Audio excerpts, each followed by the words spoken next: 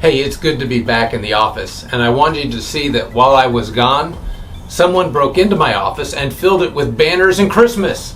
But the joke is on them because Christmas is staying up. This past week, Rich was sharing with us what John said about holding fast to the truth. And it reminded me of something that he heard Jesus say in John chapter 8. So in verses 30 and 31, we read, "Even as he spoke, many believed in him.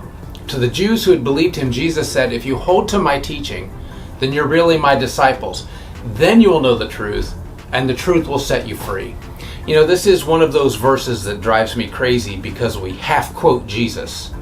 Part of what I read sounded familiar, right? You will know the truth, and the truth will set you free. Half quote.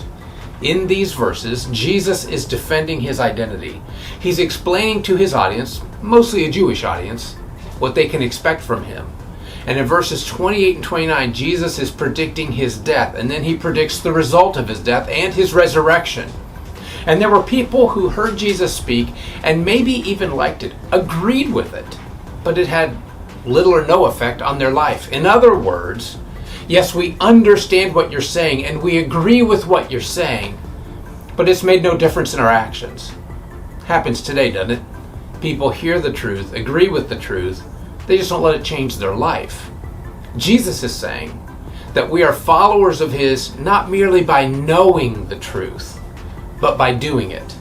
He is saying, my words need to make a difference in your life. You can't just hear them, you must respond to them.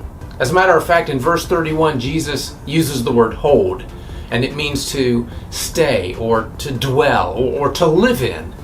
It signifies this determination to live in the word of Jesus and by it.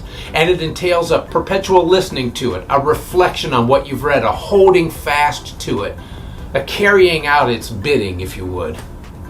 Jesus is saying, if you're going to follow me and allow the changes to take place that need to take place in your life, then you've got to saturate yourself with my word. Because if you do that, the result is you will know the truth. Because the truth has changed your life, as is obvious by how you live it. And that is when the truth will set you free. So today, take time to read one chapter. Listen, if you've already got a reading plan, use that. If not, can I suggest you start in the Gospel of Luke? Read one chapter and write down one teaching that you can live out today. And then do that. And then you will begin to know the truth. And you will find yourself on the path of freedom that Jesus is talking about.